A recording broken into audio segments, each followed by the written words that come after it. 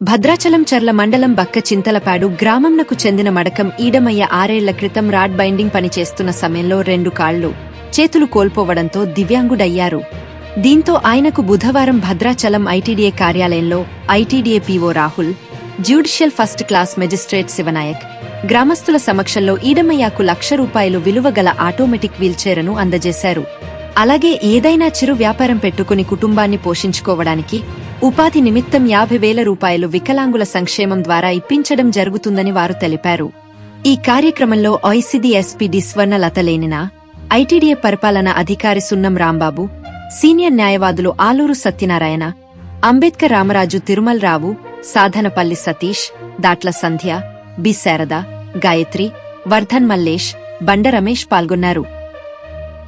₹1,00,000 విలువ చేసే వీల్ చైర్తో పాటు ఇక్కడ మేడం గారు సార్ కూడా తన యొక్క భార్యకి ఏదైనా ఊరిలో కిరాణా షాప్ కానీ లేకపోతే కూరగాయల కొట్టు కానీ ఇతర ఏదైనా చిన్న వ్యాపారం చేసుకోవడానికి కూడా సారు మేడం వెంటనే ఒక ₹50,000 మేము శాంక్షన్ చేస్తామని చెప్పి మాట ఇవ్వడం అనేటువంటిది చాలా సంతోషకరమైన విషయం. ఈ చొరవ తీసుకున్నటువంటి మా యొక్క శ్రీనాథ్ జడ్జి గారికి, దీన్ని శాంక్షన్ చేసినటువంటి పిఓ రాహుల్ సార్ గారికి, మేడం గారికి ప్రతి ఒక్కరికి కూడా ధన్యవాదాలు.